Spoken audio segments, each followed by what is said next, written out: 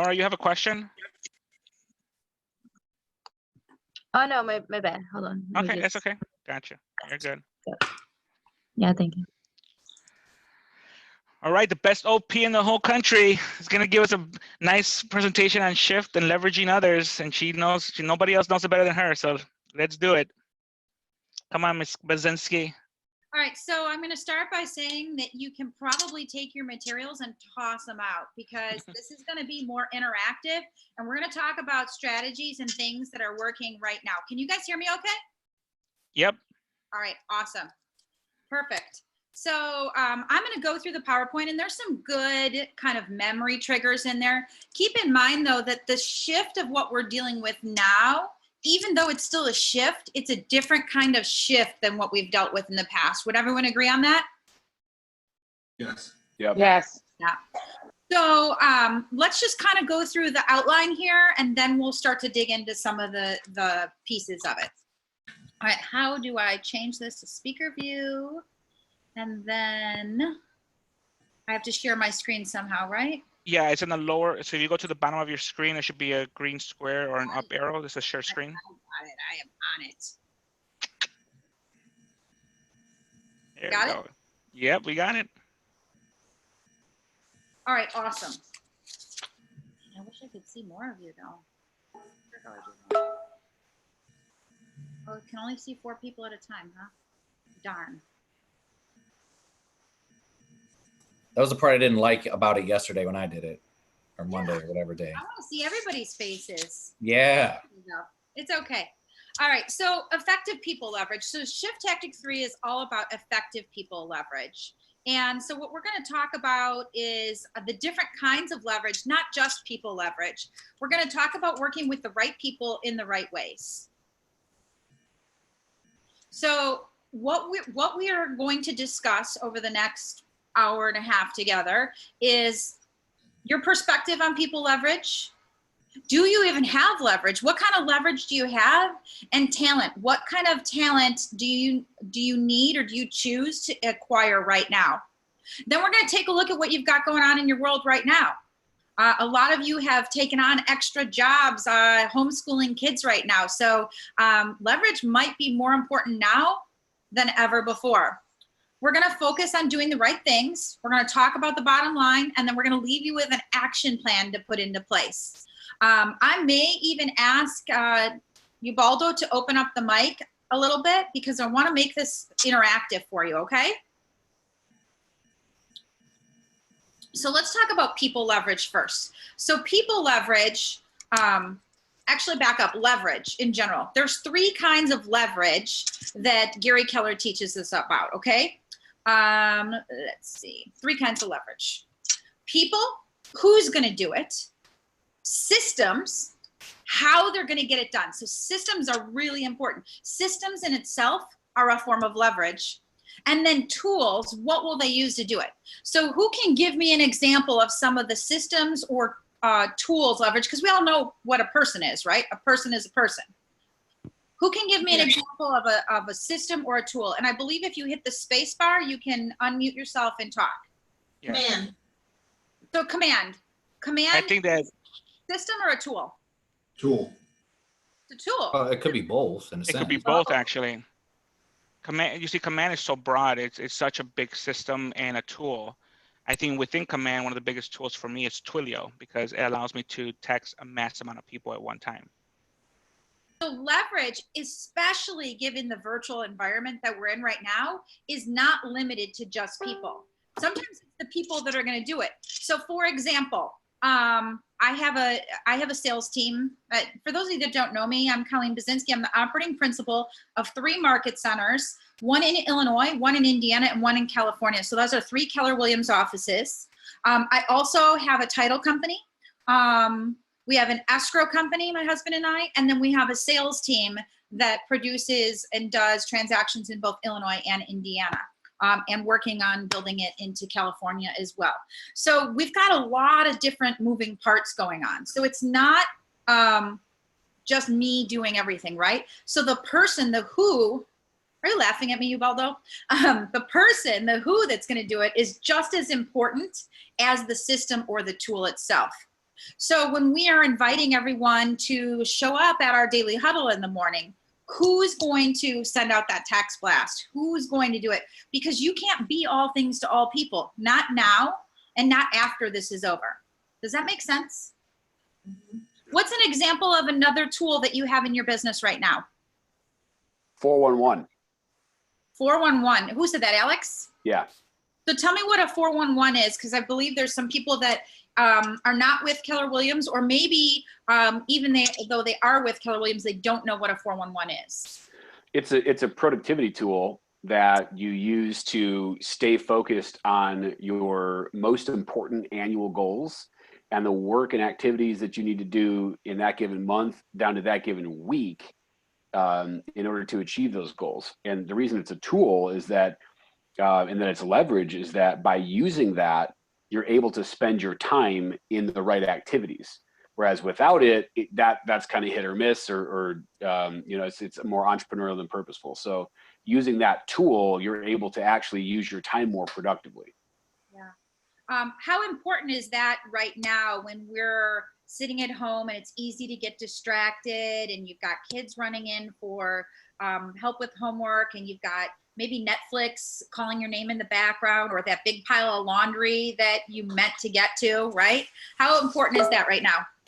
It's critical, and it feeds into your schedule as well. The idea is that whatever you define as your most important work, if it really is your most important work, it should also be planned in your schedule. So, you know, it's all linked together. If you decide up front what your most important work is, and then you go and plan when you're going to do it, you really give yourself better odds for success than you'd have without it. And right now there's more distractions than ever.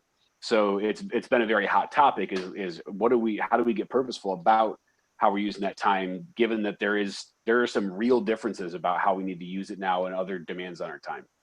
Yeah, so it's so true. And on the screen, on the slide, it talks about high achievers know that all three forms of leverage, people, systems, and tools, must be used in concert with each other. People are the most powerful form of leverage, and yet we just said a 411 is a tool that's a really powerful form of leverage. So what's the people piece that's tied into that? We talked about that this morning on the morning huddle for those that were there. Accountability groups. There you go, accountability groups. So who are you sharing that tool with in order to hold you accountable as a piece of leverage to keep you on track in your business or in your personal life even? Does the 411 have a spot for personal goals? Yes. So how could you use that tool with your kids to help them achieve and finish their homework for the week? David? Yeah, so one of the things that I talked about with my middle son, Micah, was the fact that at the time, May 1st was the deadline where they would be returning to school. So I told him, how cool would it be if you got all of your work done in the entire month of April, and when school went back into session, you didn't have to go. You were done. And so that was a huge motivator for him. Now, of course, school is canceled for the thing, but he has consistently been getting done with school before noon every day. So yeah, that was part of the strategy that we used, is to set those benchmarks and goals for him. So it's not a 411 on paper, but yet the concept is the same, and he's loving it. So what kind of questions do you guys have around people, systems, or tools before we dig into the next section?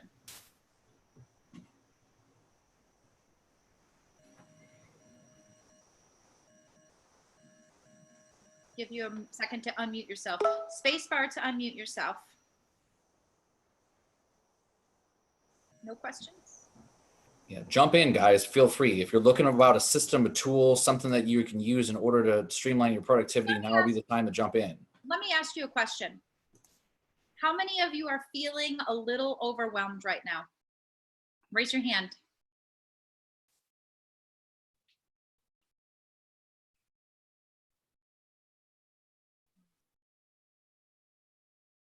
So overwhelm means one thing, that you're missing something in your life.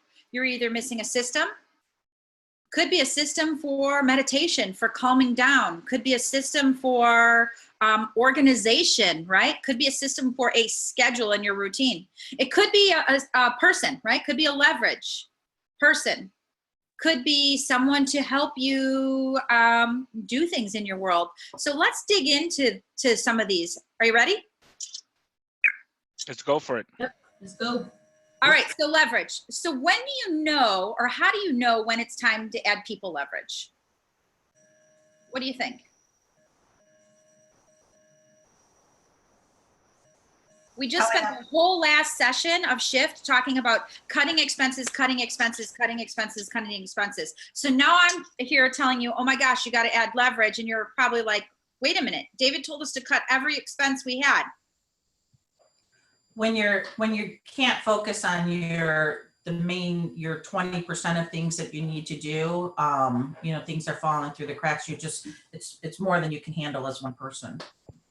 Yeah, Kim, tell us a little bit more about what you mean by the 20%, because I don't think everybody knows what you mean by that. And if you're in your book, this is actually on page 8 in your manual if you're looking at the manual. Well, I look at it, and I know that we look at it, it's like, what is it that you should be spending the majority? What are the things that are going to bring you? I know they stated differently in the book, but for me, the 20 cent is what's the 20% that I can focus on that's going to give me 80% of the results. So I'm focused on lead generating, or the things that are actually I look at it like incoming, revenue incoming, things that are doing to get the business. That's my main purpose. The other stuff is busy work. So like, transaction processing, things like that once you get to a level where your business and your is at that higher level, the 20%, then you need to get someone or a system or something in place. You're exactly right. It's called dollar productive activities. So how many of you are spending your time right now on the most dollar productive activities that you can be? So let's go ahead, just take out a pen and a piece of paper, or go ahead and write down in the manual if you have the manual. What of your activities that you perform on a daily basis for your real estate business are the most dollar productive?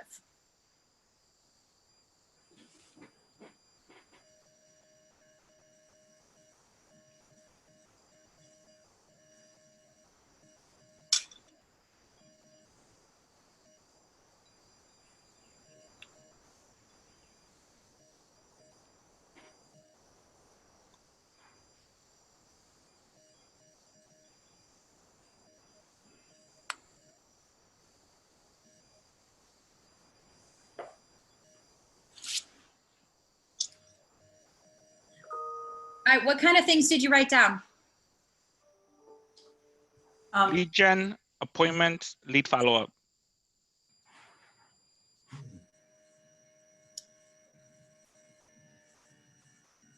For me, in my agent business as a team leader, and kind of what I harp on for myself and to others, it's lead follow-up and lead gen. And I put follow-up first because often we find ourselves working in the 20%, doing the calls, sending being in the conversations. And if we're not particular and strategic and purposeful and intentional about the follow-up, lead gen is just another activity that you're doing. So answer yourself this question honestly. How many hours a day are you spending on activities other than lead generation right now?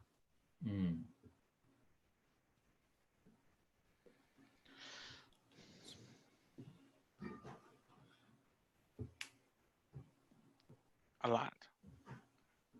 So I know David and Mark both talked about in the first 2 sessions how important it was for us to gain as much market share as we can right now, how we need to be poised. How did you put it, Mark, on the call the other day? Do you want to be standing at the bus stop when the bus arrives, or chasing the bus as it takes off down the street? Yeah. Mhm.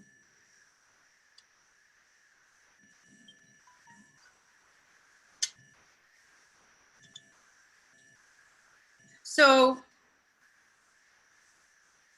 We have to change the way we think about things, right? Where are we spending our money? And is this money actually going to bring us a return? So you have some decisions to make. There's a decision tree on the screen. Go ahead and take a look at it. The first question you have to ask yourself is, do you have people to help you?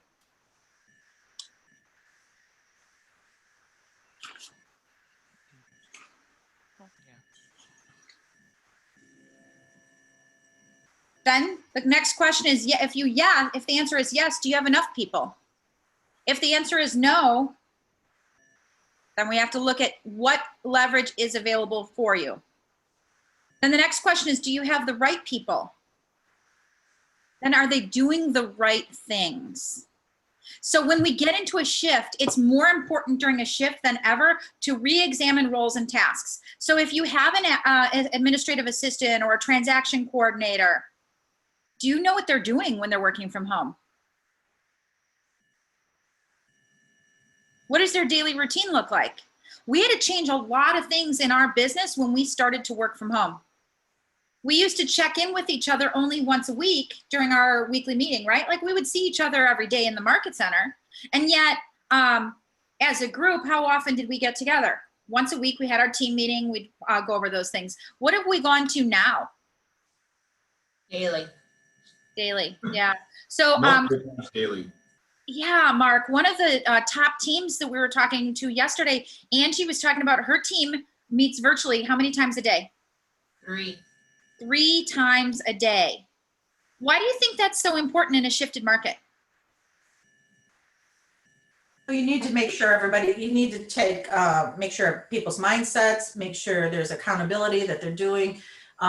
It's easy, like you said early on, Colleen, it's easy to get distracted. You know, there's a load of laundry, or, you know, you have kids or whatever the case may be. So if you're kind of reinventing in the office by checking in 3 times a day. Well, when you sit next to Tara all day in the office, it's real easy to see what her mindset is, right? Because she's sitting there right next to her. Her body language tells it. Her expression on her face tells it. If you're in 2 different houses across town, how easy is that to check in? Yeah, I mean, we make a very conscious effort, but it's not easy. Is it more important that we're here for each other more now than ever? Absolutely. So some of you may have answered no to that first question, that you don't have people to help you. How many? Raise your hand if you answered no. I could see the hand raises pop up when you hit the hand raise button. So everybody has help? Awesome. Wow. You're a stellar group. Oh, there we go. Here we go. Now they're popping up. Thank you for being honest and transparent, Skylar. Skylar says, I have no help. So, Ubaldo, you have no help. We actually do have help. Start thinking about your team. Oh, yay. Thank you for the honesty. Start thinking about your team, not just as the people you employ, but as the larger circle of people in your life who can help you achieve your goals. Just so you know, Colleen, there's like 5 of me on this call, so I'm not sure who that is, but it was I was wondering about that. I was like, we've got to give Ubaldo some help. Yeah. Wow, Ubaldo has so much help that he's created clones of himself. Yes, absolutely. 100%. That is pretty cool. So as I work through the technology, so start thinking about your team as all the people in your world. So let's go through some of those together.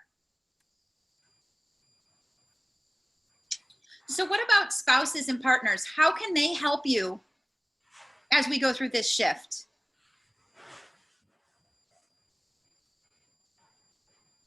Help with the kids. Yeah. So, you know, I was talking to Bart the other day and I said, you're going to need to get on a schedule.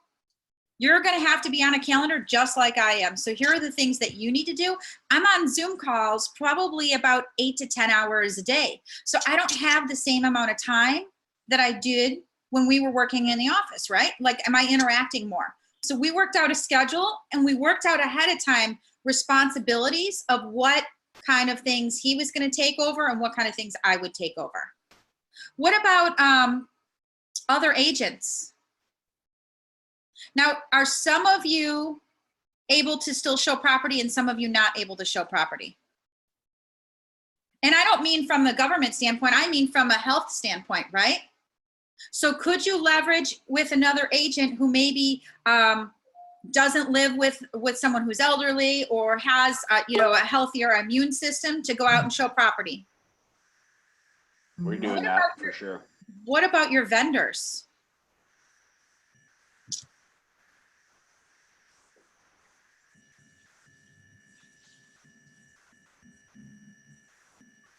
Tell me more about how you can leverage your vendors.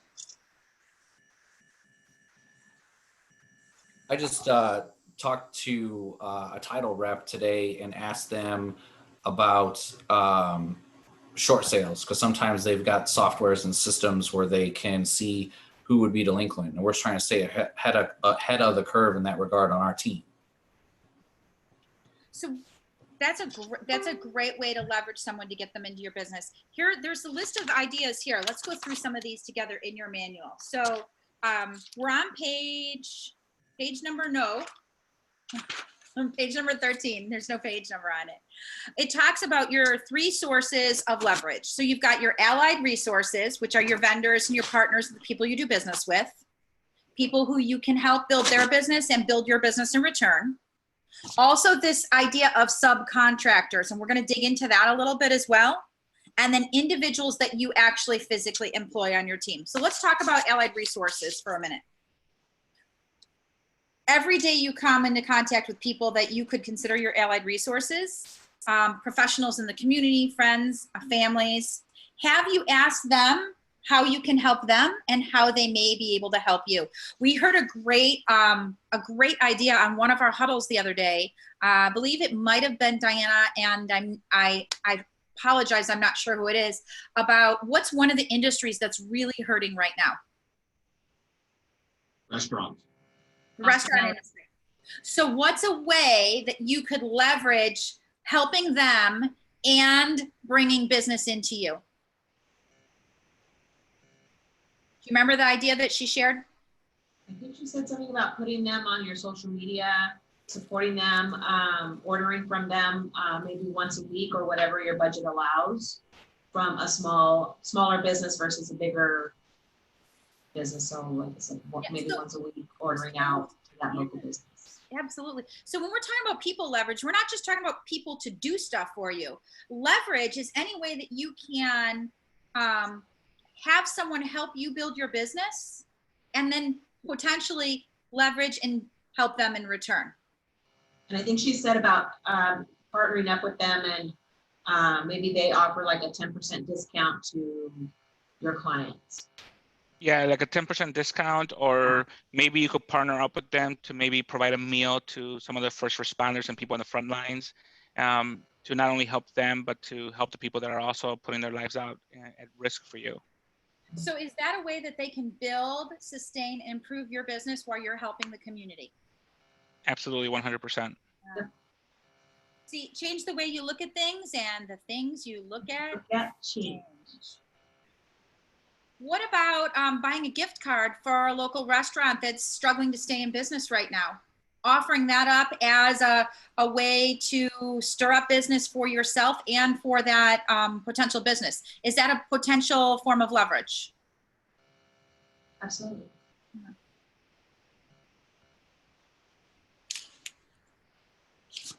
Let's keep going. There's a whole list on page 14. So what about your local mortgage company? How have you partnered with your favorite real mortgage broker or banker to get more done? Do you think that they may have had to send their employees home a little bit? Yes. Yep. Could you partner with them on sharing an assistant? Possibly. Do they have a marketing person on staff that they could share? What about the data that they're compiling and pulling together? How could you leverage that? co-brand some marketing pieces with that data. What about your market center staff? So every day I have my assistant pull the stats for all 3 MLSs and post them in our Facebook group so that you can brand them with your material and share. Is that a form of leverage? Yes.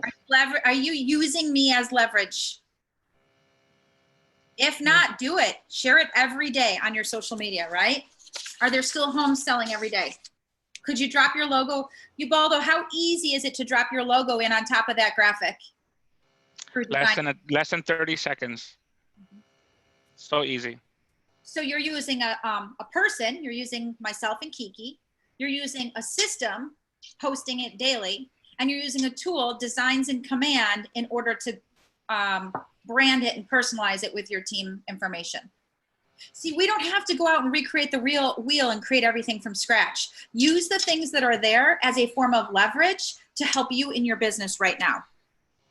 What about co-marketing or co-branding? Are you hosting a Zoom together with your mortgage broker, with your title rep, with your attorney, with your home inspector? Who else do you do business with? How many of you do staging?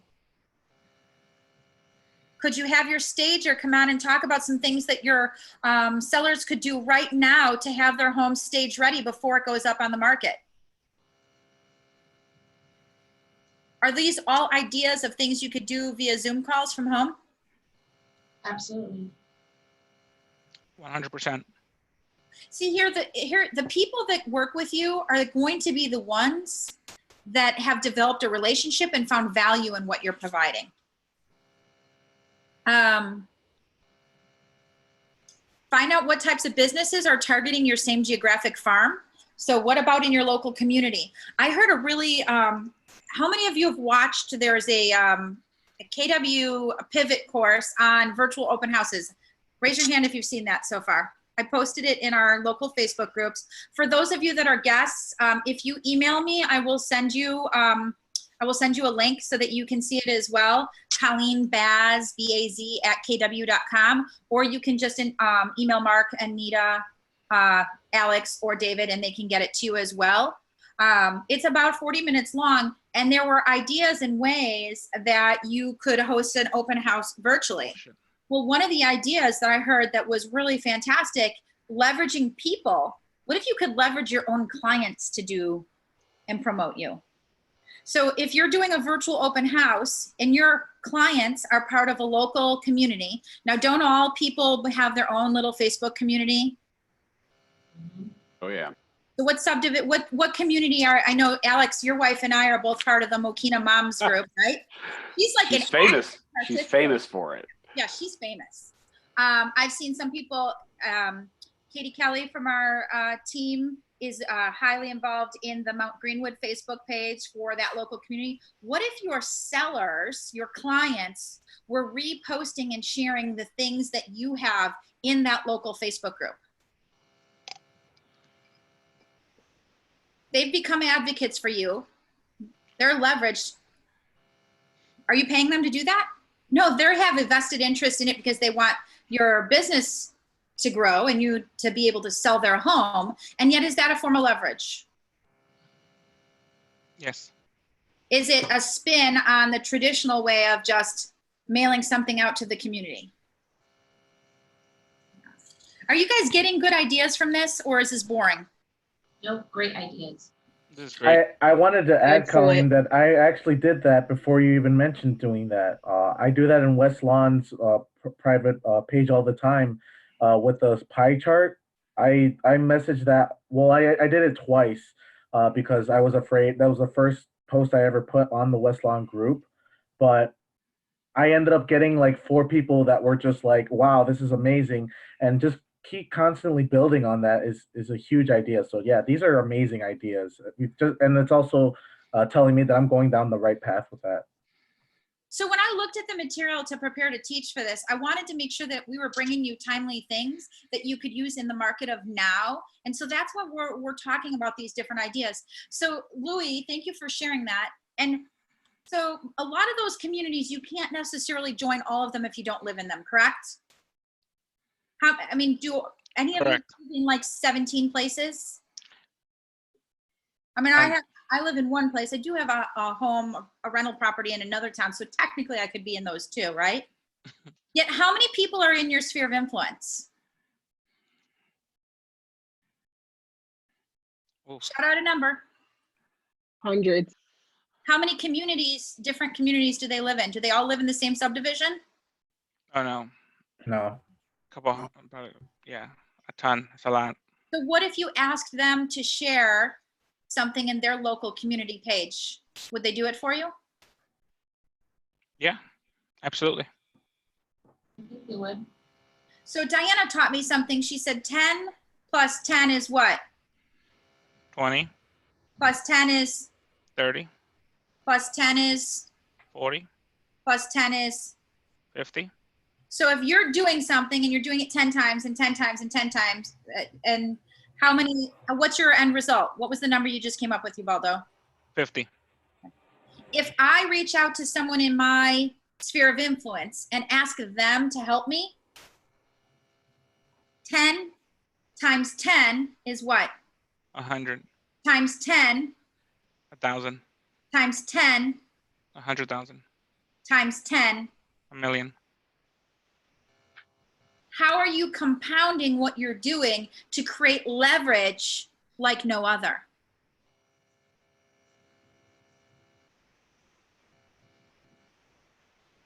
Ubaldo, if you were answering, you're muted. Sorry, dear. Oh no, I'm sorry. Yeah, I mean, I guess we do some of these things, but we don't actually look at it that way. So if I think about it, like all the Facebook page groups that I run or that I'm a member of, and the amount of exposure I give myself, I never even really realized that the number could be a million, right? So I guess sometimes we don't even focus on the impact that that could do just by simply sharing, you know, a pie chart on numbers of what the market's doing, or a way to take care of each other, you know, coming out of contribution. So Let me ask you another question. When you say something great about yourself, how does it sound? sounds like I'm just puffing myself up. Conceited. Yeah. People in your network are sharing your information. What does that automatically do? It gives you value because people are saying that they appreciate what you're sending them. So if they like it enough, then I'm providing value. Third-party validation, right? It automatically becomes truth because someone else said it about you instead of you saying it about you. The challenge is that we just don't ask our people or give them directions on what to do. So if we just send it to them and say, here's some great information, what would happen if you sent it to them or you called them up and say, hey, did you get that information I sent you?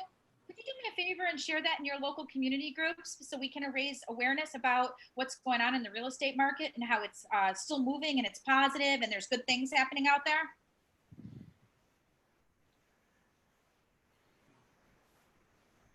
Absolutely. What you're doing there, Colleen, and I mentioned it in the chat, is that you're creating a viral postcard at that point.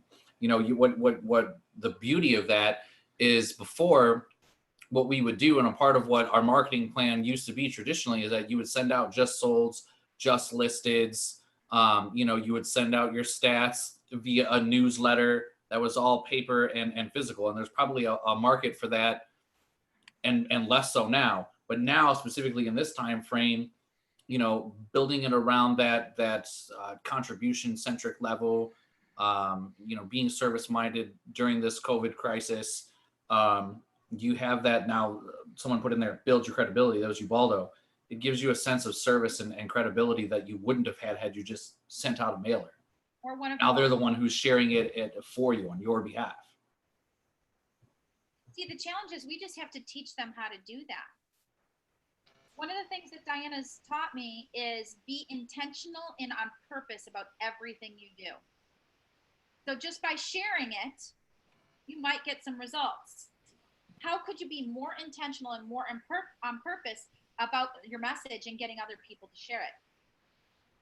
Talked about that this morning on our call. This is just taking it into another direction, but it's the same concept, isn't it? Mm-hmm. So that's another form of leverage. I know I spent a lot of time on that, and I wanted to give you some things that you could do right now. Is that okay? Absolutely. Yep. All right. Next strategy. What about new agents in the office? Helping them, sharing a listing with them so they could do a virtual open house on your listings. Do you have listings that aren't sold yet that need a virtual open house? Does it hurt for you to let them do a virtual open house on your listing? No, Free my goal is to advertising. sell the property. It's free advertising. Do they have the same circle of influence and the same friends as you? No. So have you, by multiplying the exposure on that house, here's an idea. What if you got 5 new agents or 5 other agents that don't have listing inventory right now and had them all do a virtual open house on your same listing the same day at the same time? Yeah, that's it's powerful. It's almost as good as doing a live watch party. I mean, when you do like Facebook Live and you have like 5 watch parties going with 5 different sources. I mean, yeah, I think if we take that one step up, Colleen, and you have 5 agents that do a live virtual tour of your property, and then they have friends that start virtual watch parties on those live videos or virtual tours, the exponential of that advertising. I mean, talk about leverage. I mean, I just thought about that as you were talking about that. That's great.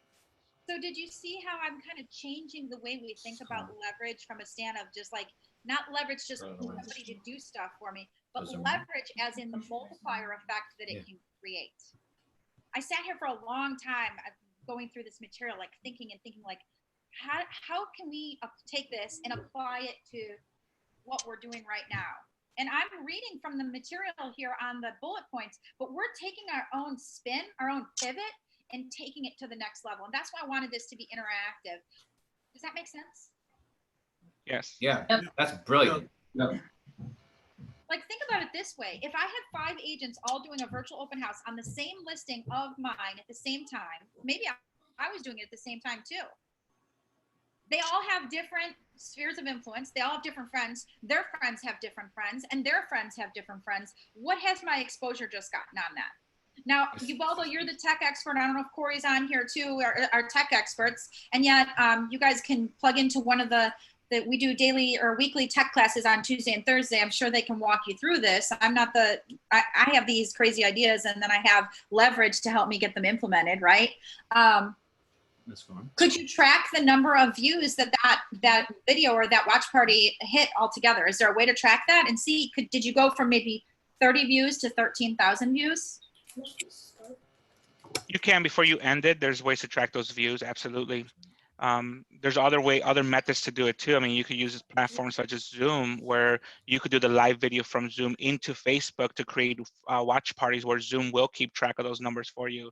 So again, we go back to leverage, right? So we're leveraging different systems and different tools to give us the numbers that we need. And yeah, I mean, as we're going through this, I'm writing all these notes down of all the things that we could do that I know how to do all these things. I just never put them together as one system. How powerful is it if you can go to a client and say, Mr. and Mrs. Seller, I have a system to leverage. How many agents are in your office right now? How many 100 plus in each one of those market centers? What if it wasn't just the market center? What if you leveraged across the market centers now? Are people relocating from one area to the other? All the time. Absolutely. Yes. Virtual open house and sharing your California listing with my sphere of influence in Chicago, is it possible that one of those people wants to buy that home? Heck, I might want to buy it. Yeah.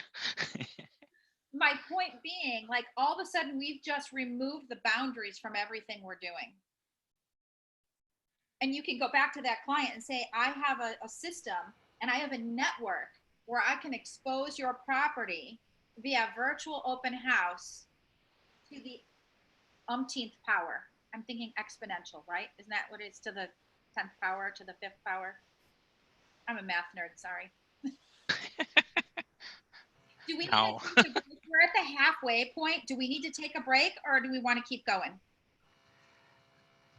Can we take like 5 minutes? That way I could respond to like a couple of text messages. Yeah, whatever you guys want to do. I'm here to share with you on ways to add leverage to your business. Shifted market. So it's a 142 in Chicago, which means it's 11:42:43 in California. So we'll take a 5-minute break and we'll be back at 1:48 or 11:48. Sound good? All right. See you soon. Perfect.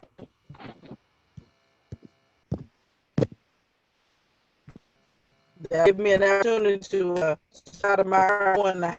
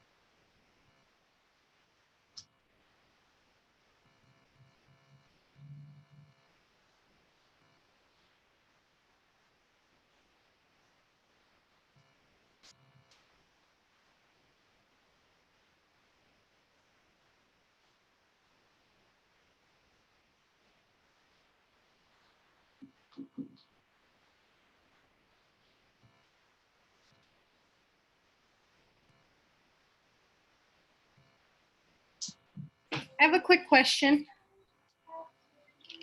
for anyone before we come back. Go ahead, Ashley. My command, I couldn't get it to work yesterday. I was trying to, I guess, do what Corey did yesterday in the class, and I couldn't get it to work. Like it would load and then just the page wouldn't appear. I tried it on. Did you use an incognito window? What was that? Did you open in an incognito window? Well, I tried it on 3 different devices and it wouldn't. Yeah, I'm saying that there's a on Safari, there's a little drop down to do incognito window, and you have to, in order for it to operate properly, you have to use incognito mode. We can show you how to do that. Okay. I didn't know that. No, it's okay. I trust me, when I first started playing with the command, I didn't know that either. So. Oh, okay. That's why it's important to jump in, dive in, get used to it. Mm-hmm. Okay. Are you using Safari? Yeah, Safari. I would download Google Chrome and do everything in command on Google Chrome or Firefox. Oh, Yeah. okay. Yeah, Safari, it doesn't like Safari. In Google Chrome, you use an incognito window and it's a lot more streamlined. Yeah, Chrome is really, Ashley, are you on an Apple product? Yeah. Yeah, I use Mac exclusively. I use iPhone, iPad, Mac, and Google Chrome has been really user-friendly for everything that I use within my Mac. And the incognito window that Mark mentioned is really a great way, especially if you're like logged into something and it catches your login and you want to like try something in another screen. You can like, it won't recognize like that you're logged in there, so you can be logged into 2 different systems, or you can try things. It's a Corey can show you how to do it, or even Mark or Anita. Ashley, which market center are you in? Costa Mesa. Costa Mesa. I thought so. I'm still learning where everybody's at. Like I know everybody's names, and I'm like, oh wait, are you here? Are you there? So yeah, so they can even help you with that. Once you use it, you'll be like, oh, this is awesome. I love incognito because you can like flip back and forth between things at the same time, especially if you have a hard time focusing on one thing like me. Oh, okay. Okay, and I had one more other question because, like Mark told you in the huddle this morning, I was calling, my circle yesterday, and one of my friends ended up telling me, okay, I'm gonna buy a house, so can you help me? So I went on OCAR yesterday to try to sign up for all that stuff, and I was so lost. I've never tried it, so I didn't know what to do. We'll chat today after coaching mastermind, and I can walk you through that. Okay. Yeah, anything you need, just let us know. We're here for you. We'll even if we have to walk you step by step, dial in, whatever we need to do, we got you. Don't worry. We want to help you be successful in this. yeah, I feel like everything's just going right over me. I'm like, oh my gosh, but I need to give myself credit. You know, I've only been with you guys a week, so. We like to say sometimes it's like drinking out of a fire hose. You're going to have all this coming at you and you're only going to be able to get a little bit. Don't worry. That's why we keep coming back and teaching some of the same things over and over again. Like you'll see command and technology classes Tuesdays and Thursdays all month long. And then next month you'll see them again too. And one of the things that Diana's taught me is that when you take a course, you really can only absorb and remember about 10% of the information.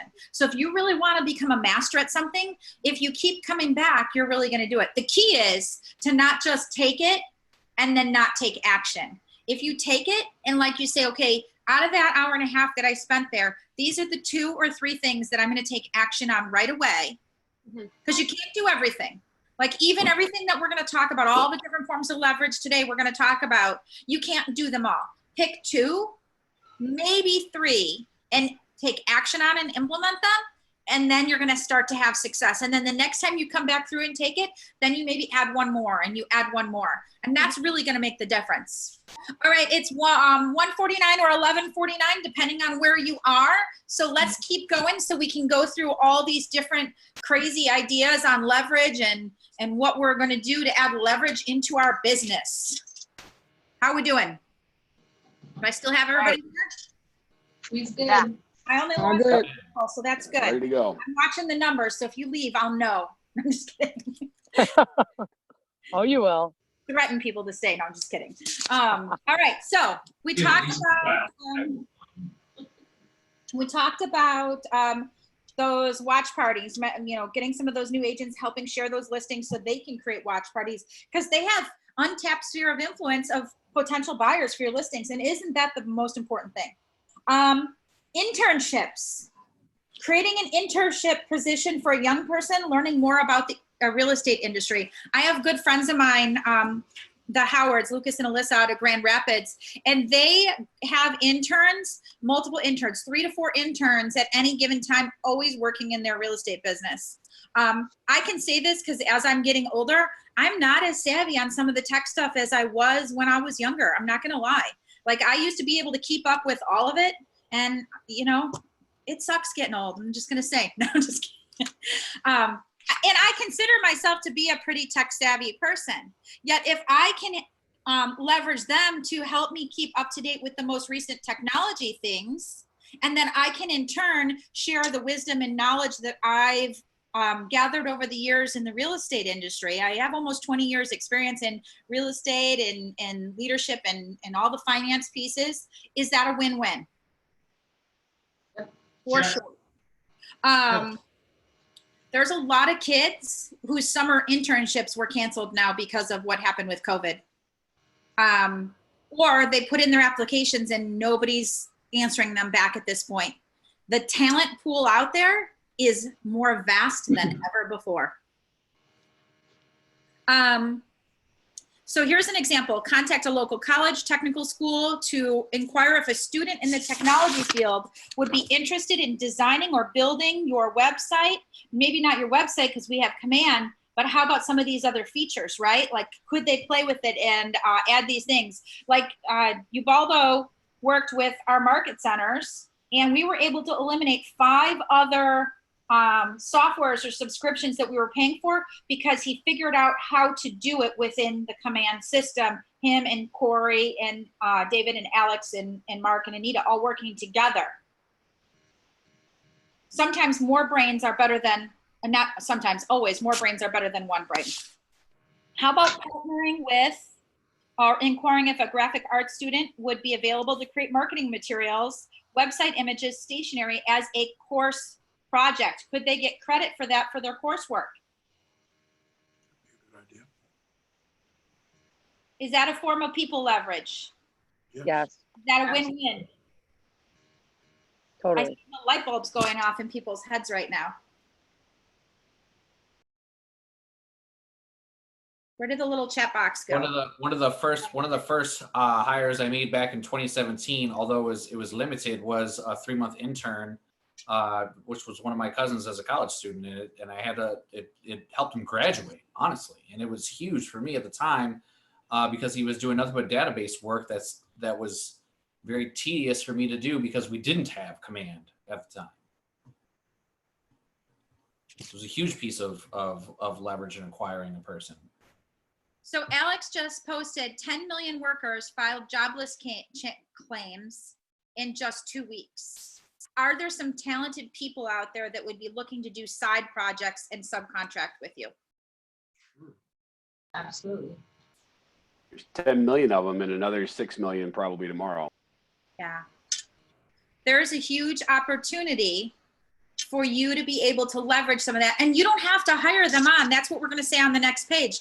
They don't need to be a full-time employee. Subcontract your way up. Where do you find professionals who are looking for part-time, per transaction, or short-term assignments? So how many of you are using a transaction coordinator to do your contract to close? Every hand should be going up. I don't care who you are, you should be using a transaction coordinator. I want all of you to take out a piece of paper or a calculator or something and write down what your goal is for income for this year.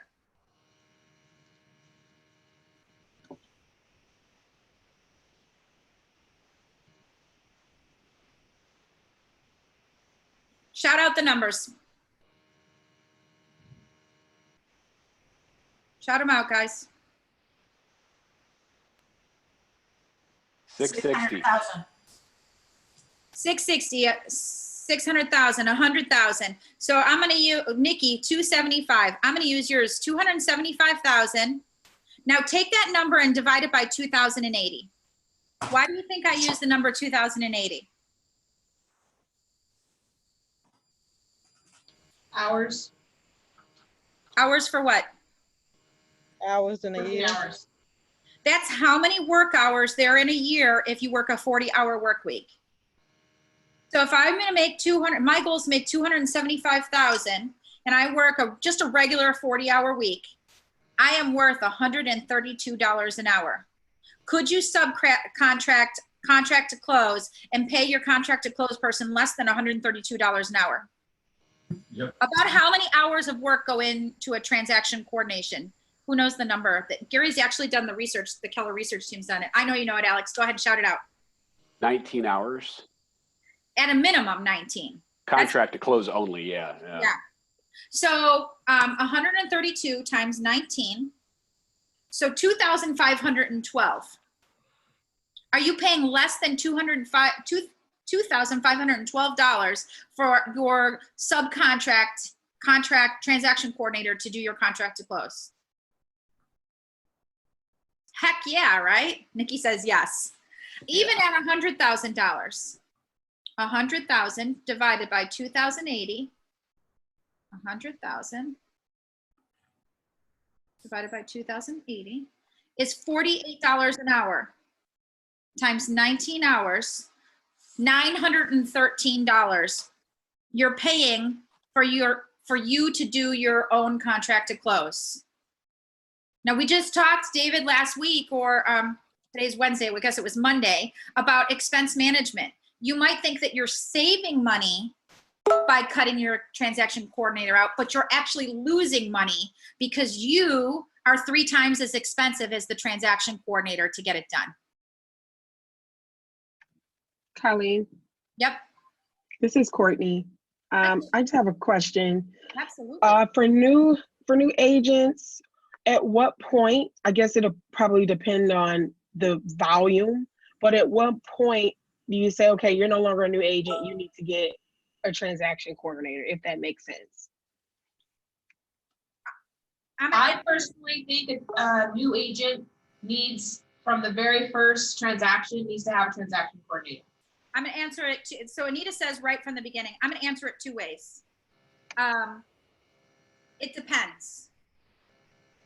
What are you going to do with that extra time, that extra 19 hours you get back? Well, go ahead, Colleen. I'm sorry. If it's okay, if as a new agent, you take that time and you reinvest that time into lead generation in your business, it's the best investment you could ever make. If you take it to go to the park and hang out, or to watch Netflix, you're going to be out of the business.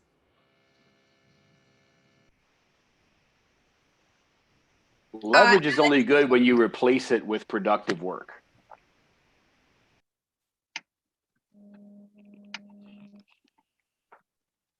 If you're using a dollar per hour calculation, it only works when you replace it with higher dollar productive work.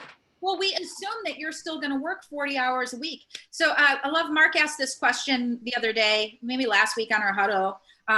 Would you hire you to work in your business? So if you're expecting to make $100,000, shifted market or no market, it doesn't matter. The business is still out there. We're posting the stats to show that they're still out there. So if you expect to make $100,000 a year, what job can you go out and not work full-time, 40 hours a week? And most people that are making six-figure incomes are working more than 40 hours a week. Real estate agents, I hate to say it, guys, we're kind of lazy. How can we change the perception of that? So if you're expecting to make a six-figure income and you're not willing to put in the hours, so if you just took 19 of those hours away, you're working part-time, you have to reinvest those hours back into the business. So I didn't give you a short answer to your question, and I think it's a really valid question. The biggest challenge with offloading it to a transaction coordinator right out of the gate is just not knowing the parts of the transaction. Just have your TC copy you on the different things as you go out, and you're going to actually learn it from them. That was going to be my next question, and thank you for that. Yes. There was a question that came up in the chat box about interns. So do you pay interns? It depends. You have to look at your state and local laws on that. So there are opportunities to have unpaid interns or paid interns. So there's lots of different opportunities. So my son's in law school right now, right? So they have to get a summer internship. That's part of their requirement for law school. Some are paid, some are not paid. Some are just given a little stipend. So one of his best friends, Hannah, she got a paid internship in Washington, D.C. They were all excited, like this whole class. These are all kids at Duke Law. One of the, they're geniuses, right? And they're excited because one of them is going to get a paid internship. Do you think the kids that are, I should call them kids, they're 25, 26 years old, right?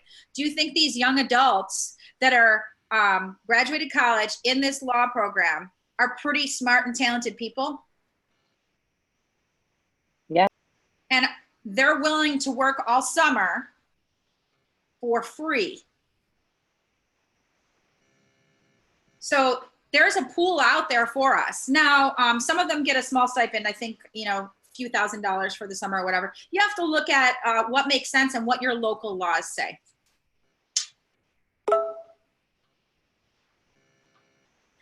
Good advice. Alex said, even if they're unpaid, still only hire them if they're a fit for the role you want. Otherwise, they'll just suck energy and time from you or your team. Ask you how you know that. Go ahead, Alex. Share. It happened. We did this once where we hired an intern, and the person that we really wanted ended up getting swooped up by some other more, cooler internship or something. And we ended up with this guy who we were like, oh, well, he wasn't really what we were looking for, but maybe he can kind of do that, or we can work with what his skill set is or whatever. And it was awful. It was really awful. All it did is just took extra time, extra energy, and we didn't get any of the results that we'd hoped for anyway. So I would have rather not done it than done it, if not for the learning experience of now knowing going forward. So still choose someone that's a fit for you and can do the work that you need done. It's not like, oh, they're free, therefore there's no cost. There's a cost if they're not right for it. Yep. It's always putting people in the right seat on the bus. And one of the things they talk about in the materials is the Gene Rivers and Rebecca Rivers team, that when the first time the market shifted in 2008, they found that they had to not just change people's jobs, but change the responsibilities or the tasks to match how the market of the moment was changing. So there might be more things shifting to Facebook. So, your transaction coordinator or your admin who used to do more mail marketing and transaction coordinating might be doing more virtual things and more Facebook and more social media. How is that going to change and shift as the shift comes upon us, right? Are they going to be pulling more stats and data so we can be aware of the market of the moment? So those types of things. Virtual assistants, it's funny, they were talking about this in Shift on the screen here. A great way to leverage experienced top talent is take on a virtual assistant. We're all virtual now, right? A really important thing, though, in all of this is communicating your standards. So how are you communicating your standards? Let me match my page numbers up, sorry. Oh, there isn't a slide for this page, that's why I couldn't find it. So how are you communicating your standards? Whether it's your allied resource, whether it's an intern, whether it's someone you've subcontracted to, transaction coordinator. If you prefer to have an email done like X and they do it like Y, you can still communicate that for me, I'd like to have it done like X, right? Could you still ask for them to have a standard done a certain way? So you should. You have to communicate what your expectations. And then I would also say one of the things that Diana taught me is, all this came from Diana, right? Inspect what you expect. So I like to be copied on things, not because I need to do it or I need to stick my fingers in there, just because I will then have the awareness that it's done and that what's going on. So inspect what you expect. Communicate your standards, communicate your expectations, inspect what you expect, and also listen to what their expectations are of you.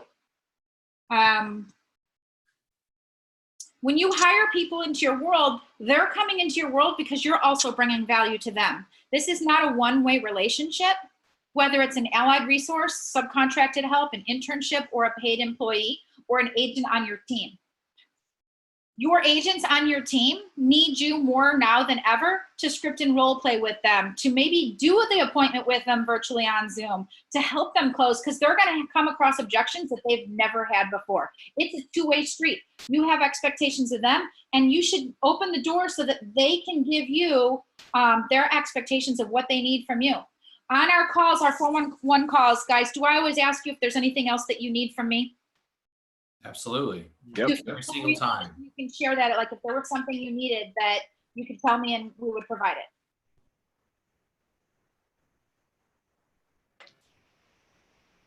No? Yes? Yes, 100%, every time. Okay.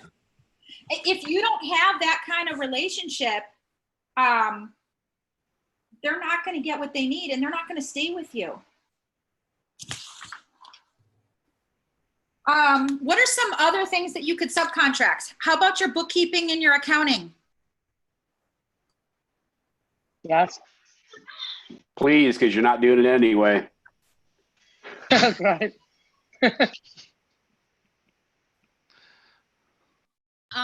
We have these SBA loans, packages that are out there, right? The very first person that I did not cut and that I communicated with was our CPA. I said, Robert, what do we need to do to make sure this is done?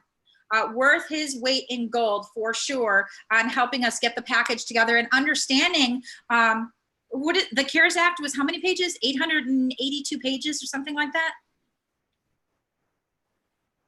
Something crazy like that. Yeah, insane. So having a great resource like that to be able to walk me through and navigate those waters. What about your banker? Can you call your banker up? If you put money in the bank with them, can you call them up and have them help you and walk you through this? All of those business tasks can be subcontracted and be a leverage piece for you. The personal ones we probably have to skip over a little bit right now because like childcare and pet sitting and some of those things, they're probably on hold right now, right? And yet keep those in mind for after we come out of this. What are some of the things that you'll need to put in place? We had a really great question from someone about employees maybe not taking initiative or saying, yeah, I'm good, I don't need anything. One of the tools that we have in Keller Williams is called the Cash Talk. And CASH stands for knowledge, attitude, skills, and habits. Alex, do you still use a Cash Talk with your people? I thought you said we use it. Yeah, we use it during training, and gradually as we kind of get into the rhythm with the 411, those conversations shift into a 411 conversation. But we always start with that. Yeah. So I always pull, if I have someone that I feel like I'm not in sync with, or I'm not on the same page with anymore, and like a shift is a great opportunity to say, like, how do we get back in sync? I will pull the Cash Talk back off the shelf. Now, guys that work with me, don't take it personally. It doesn't mean that like I'm having a problem with you. It means that I'm not necessarily feeling like I'm hearing everything I need to hear from you. And it might be on me to create a format and a system around it. It's KASH, it's called the Cash Talk, and it stands for knowledge, attitude, skills, and habits. And it says, what knowledge do you need to have to be successful in this role? What knowledge did you acquire this week? What attitudes are you finding are the attitudes of someone who's a high achiever in this role? What attitudes did you have? What gave you the most energy and made you happy this week? Skills, what skills are you learning, and what skills do you still need to learn in order to be mastery in this role? And then habits, what are you finding are the habits of someone who's a high achiever in this role? And then the last question on the Cash Talk is, what else do you need from me right now in order to be a high achiever in this role? It's a really great tool to refocus. And we're talking about leverage, right? Leverage is a system, a person, or a tool. The Cash Talk is a tool that you can use to help your people stay in sync with you. I'm going to shut the computer down. I'm going to shut the internet down. Do you understand? Oh. Oh. We are all having those moments. I just had that same moment, seriously. We've all Yeah. had it. Yeah. 100%. Kids can be difficult. Those same words have been spoken in this home, so. Talking to me, I'm okay. All of a sudden my heart stopped. I'm like, oh, what did I do wrong? Yeah, I honestly thought we were all in big trouble. That was a legit voice that took me back, man. That was a mom voice. For sure, 100%. I thought I heard David Anthony. I was like, oh snap. There was an embedded command in there. 100%. Mark Zuckerberg's mom. All right, so are we getting value out of this? I'm gonna talk for about maybe 7 more minutes, and I'm gonna open it up for Q&A at the end. Is that okay? Sounds good. All right, so the other thing, I love this slide that was in there. It says, hire the best, no matter what the role they're in, whether it's an allied resource, an intern, subcontracted help, or who you hire in your business. Remember, your client's customer service still needs to stay up here, even if it's not you doing it, right? You never sacrifice customer service. And so hire the best. And so the acronym that they use for that when you're hiring the best is make sure all the people you hire are the same. Smart, quick, and intelligent, attractive to clients and others. And by attractive, I don't mean like beauty attractive. I mean like people feel welcome talking to them. Like, I know I'm beautiful. I'm just kidding. Yes, you are. Welcome. Like if they're a turnoff to your people, meaning that your people don't feel comfortable, your clients don't feel comfortable coming to your help, that's a problem, isn't it? So smart, quick, and intelligent, attractive to clients and others, motivated, and ethical. You can't motivate someone who already doesn't have motivation inside them. You can tap into someone who has motivation inside them, but you can't artificially motivate anyone. And I love what they said here. It's as much about EQ, emotional intelligence, as it is about IQ. Because you can have someone who's smart, but doesn't have emotional intelligence and doesn't get it. How many of you have ever hired someone like that before in your business who doesn't have emotional intelligence? What was the outcome? They're no longer with us. Disastrous at best. Mm-hmm. Yeah. Makes you do more work at the end. So it's hire people that are the same. The S stands for smart, quick, and intelligent. A is attractive to clients and others. M is motivated, and E is ethical. We're always ethical. always.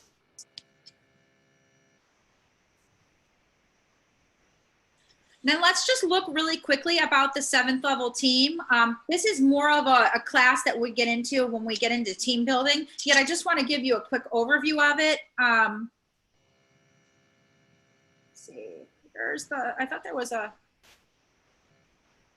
I guess it's not in here. It's in your booklet if you, I wonder if I can pull it up on here. You can see my screen now. We'll just talk about it. What is the first hire that you make when you're going to make an actual physical hire? Assistant or TC. An EA. It's not a buyer's agent? Nope. Why not? Nope. Oh, stop it. No. So let's talk more about that. Because right now it'd be easy for people to just say, oh, I want a buyer's agent right away, right? Can I soapbox on this one? Yep. That's why I asked Right. the question. So I'm going to take the shortcut because the whole conversation is too long for this format right now. The reason you hire that person first is because of the cost of replacing the activities that you're doing. We talked earlier about a transaction coordinator. And if you can hire out transaction coordination work for the equivalent of $16 an hour, and then you go reinvest your time at $100 or $150 an hour, that's a positive move. And even though you're paying out money, you're driving a multiple of that back into the business. There's a positive return on investment. Yep. When you hire a buyer agent or any other people that support sales activities, right? Anyone in a sales role, if you don't have the admin backbone in place to handle that sales activity, the admin work still has to be done. You don't have a choice. So it's going to get done. And either you're going to do it, in which case you're doing the equivalent of that, whatever the dollar per hour is, 15 to 20, $10 an hour, or whatever. And you're dragging down your ability to drive income to the business, or you're expecting the other salesperson on your team to do it, in which case they're wondering why they're paying you out of their commissions and they don't see the value and they're going to ask for a higher split or they're going to leave. So, if you're on a 50-50 deal with a buyer agent and it costs $2,500 for their 50% to get the deal done, or the equivalent on admin, if you pay somebody $20 an hour and even they did 20 hours worth of work or 40 hours worth of work, it costs you a few $100s to have an admin replace those activities, as opposed to costing you $2,500 for an agent and then you doing the admin work. So the math just doesn't work, even though it seems like lower risk to hire the buyer agent because there's no upfront cost, there's no salary to pay. It actually is counterproductive and it'll send you backwards in your profitability. Yeah, I couldn't have said it better myself. That was very eloquent, Alex. Just say, I talk about it a lot. So I may have talked about it a few hundred times around. I may have heard it somewhere. Yeah, I'm sure. So admin first. Mark King said it, I'm pretty sure, right? Yeah, it was Mark King. It was all Mark King, David. Nice. I did beat Mark King into the Team Leader Hall of Fame by 5 minutes. I remember that. So you can let him know. He might OP beat you into the Hall of Fame. Anyway, the sign behind me. Don't let small thinking cut your life down to size. Think big, aim high, act bold. So one of the last things I want to leave you with before we open to Q&A is focus on doing the right things. When you bring leverage into your business, train and coach your people to do the right things well. This is your time to be a great leader, coach versus a leader boss. Empower your people by coaching and consulting them and giving them the ability to take action on what they need to do. The definition of leadership in Keller Williams, does anyone know what it is? Let's raise your hand.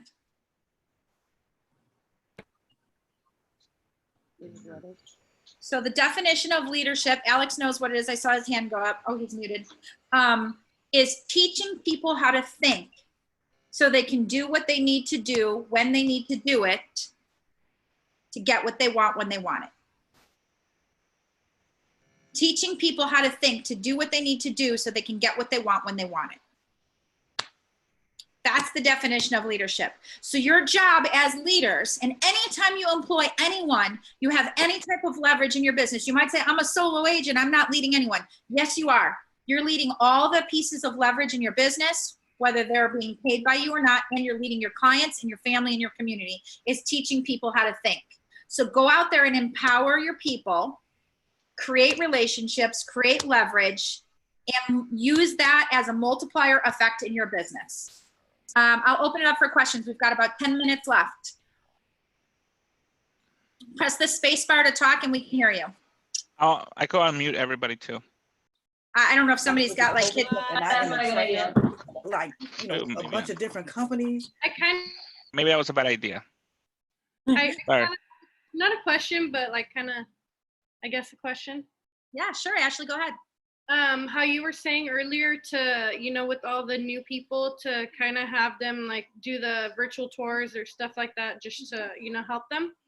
That's what I was, you know, I was talking to my fiance last night about that too. He told me, you know, just make a team with someone, just see if you can, you know, you're not asking for any payment or anything, but just offer yourself up to, you know, train yourself like that. Just kind of be like, hey, you know, can I help someone, you know, who's more experienced, just so I can, or like shadow them, just so I could kind of see like what to do, what not to do, and kind of, I guess, train myself a little bit better. Yeah, so for the new agents on the call, get with your productivity coach. Every market center has a coach. We have Anita, we have Michelle, we have Snow, we have Robin. Get with your coach and they will give you the opportunity to shadow other agents in the market center. They will also connect you with agents who have listings. It's up to you to take the initiative. You have to raise your hand and say you want it, because we're not going to drag anybody across the finish line. You have to take initiative. If you take the initiative, you can have the results and the success in your life, and all of us around you will help you. You raise your hand and say, how can you connect me with this? And they will make that connection for you. One other thing I meant to add is every single one of our market centers has a transaction coordinator in place. So there's no reason to say like, I don't have one. So in Costa Mesa, we have Jessica. I know I just sent a bunch of checks to her. So I was like, Jessica. In Northwest Indiana, we have Bethany. And in Oak Lawn, we have Melissa, right? So every single market center has a transaction coordinator in place. So you automatically have that one piece of leverage at your disposal. Somebody asked about, you know, is there a one-page resource about Command and Twilio and all that stuff? And Alex did mention answers@kw.com. Just remember that, you know, you could also, we have 2 times a week we have Command classes, and we touch on one of the applets a day to go over it. Feel free to jump in, and if you need the link, email me and we'll send you a link to join so you can see what the system is doing. And we try to tackle one applet at a time so that we could really go through it and be able to answer your questions. Yeah, that's a huge piece of leverage for you right there. Just having our tech director, having a full-time tech director, Ubaldo, for the market centers, and then having Corey as a added leverage piece to that, who's both of their degrees are in technology. Like, they're experts at this. You can, they're not going to do it all for you, but they will teach you what to do. And that in itself is leverage, right? So don't be afraid to reach out to them. Also, I would say to piggyback to that question is, Command is changing daily. So the list, even if there was a list, it wouldn't, just because there wasn't something there today doesn't mean it's not there tomorrow, or doesn't mean there's not a workaround where we can make it do something that it's not supposed to, right, guys? Yeah, absolutely. We have figured out how to make Command do things that it is going to have in the future that it doesn't have yet, because we've got really smart people working around us. So you come up with the idea, you go to them, you come to these classes every Tuesday and Thursday and say, hey, is there a way, like David did yesterday, is there a way that I could have X done? And they're going to help you come up with a solution for it. These guys are smart. All right, so I never close out a course without ahas and action items. So everyone, either type in the box or raise your hand and talk and tell me the one action item you're going to take or an aha you got from today. So we need at least 6 action items or ahas before we close up. And maybe somebody I haven't heard from yet. Hello, can you hear me? Teresa.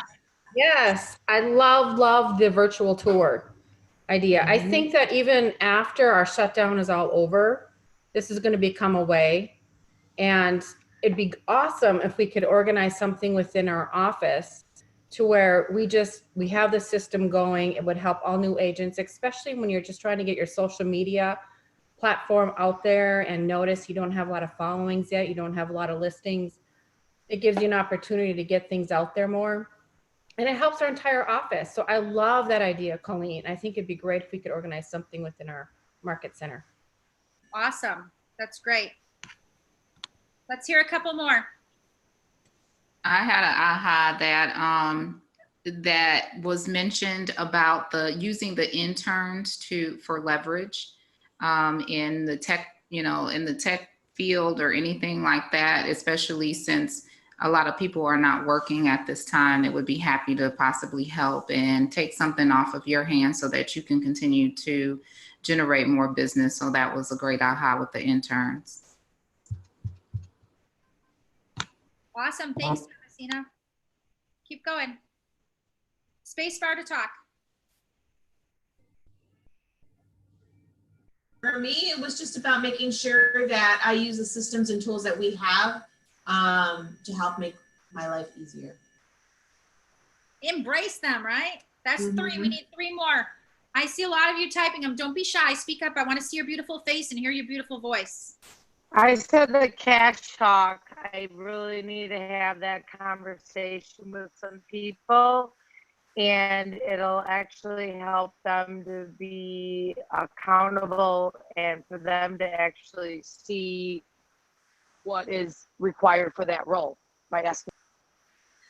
It's funny, your speed, your internet must have been slow because it sounded like this in the beginning, and then I realized it was. Oh, really? She doesn't usually talk that slow. I was like, something's wrong. I was going to ask you what kind of lunch you had this afternoon. Yeah, the cash talk is a powerful tool. Don't be afraid to use it, right? People, Diana, another bulldog. People grow into the conversations you create around them. So what kind of conversations are you creating around your people? And one of two things is going to happen. They're going to step up into those conversations, or you both are going to self-discover that you're not meant to be in business together, and that's okay. Susie shared her speaker's not working. Her aha was, what I am doing, is it the most dollar productive? Really hit home for her. Can I give a funny aha moment, Colleen? Absolutely. We'll close it out with a funny. Okay. One of the conversations you said was how can we use our spouses in helping us in our business? And here's my funny pun from my husband. My husband is special needs. And I found out today when I walked in the door, I cannot tell him or ask him to do something because he won't do the things I ask him. He'll do the things I tell him not to do. Isn't that all husbands? I knew that was coming. All husbands. All It was husbands. an open door. Pretty much. So I'm thinking. I resemble that remark. I think, oh my God, this is too much. I can't do this. I say, just close me in my office. I got to go to class. Just close me in. So here's what I've learned about that, Eva, and I've had this conversation with my team leaders as well. If you tell someone to do something, they're not going to do it. If you help them self-discover why they should do it and make them think it's their idea, they'll do it all day long. You just have to use a little psychology, girl.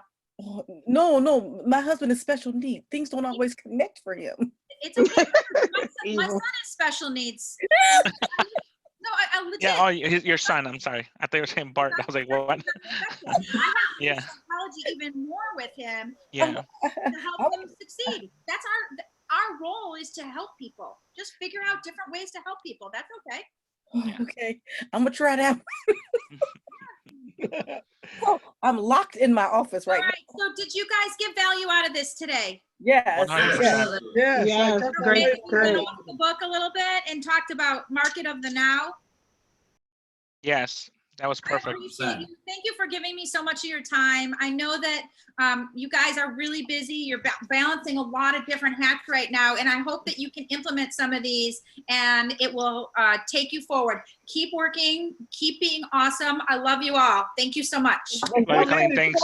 Colleen, is this going to be online? Yes, Ruben. Okay. It's recorded. Okay, thanks. That's Thanks. my leverage.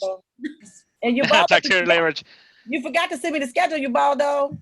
Oh no, girl, I got you. Don't worry. Okay. I got All right. Bye bye. Y'all have a great one and be All right, safe. you too.